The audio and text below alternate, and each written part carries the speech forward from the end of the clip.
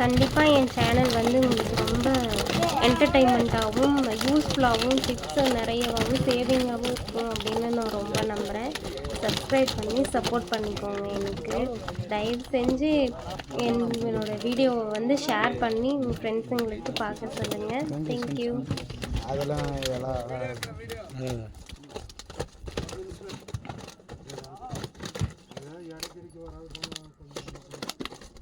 ಸುರಿತಾರಲ್ಲ ಆವಾಗ ಇಡೀ ಈ ಕಡೆ ಅದು ನೀವು ಯಾವಾಗ ವಯಸ್ಸಲ್ಲಿ ಅದು ಬರೋದು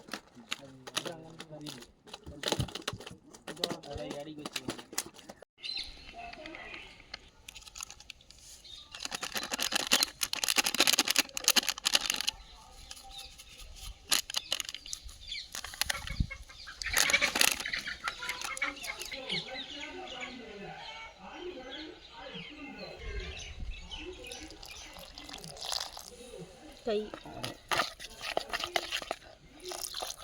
மசாலா வந்து நாங்கள் கொஞ்சம் அதிகமாகவே மிக்ஸ் பண்ணியிருக்கோம். பக்கம் கொஞ்சம் கேட்டாங்க கொடுக்கறதுக்காக.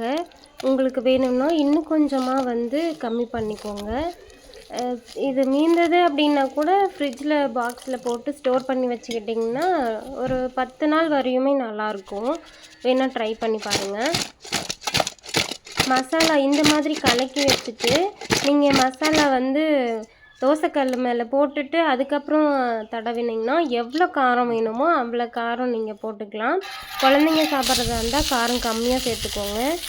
நம்ம பெரியவங்க கொஞ்சம் சுருக்குன்னு சாப்பிட்ணுன்னு நினச்சிங்க அப்படின்னா கொஞ்சம் காரம் அதிகமாகவே சேர்த்துக்கோங்க. ரொம்ப சூப்பராக இருக்கும். மசாலா வந்து உள்ளே நல்லா இறங்குற மாதிரி இருக்கணும். பச்சை வாசனை வராத மாதிரி நல்லா மூடி போட்டு நல்லா வேக வச்சு எடுத்து சாப்பிடுங்க. கண்டிப்பாக நல்லாயிருக்கும்.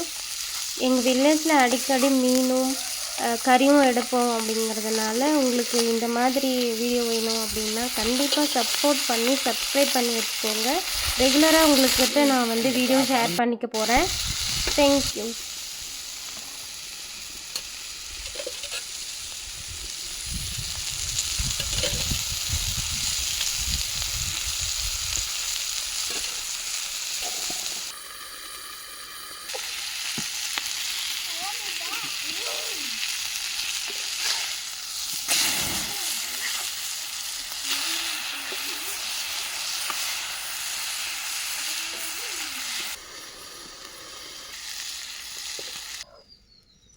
பூரி அப்படி பிடிங்க.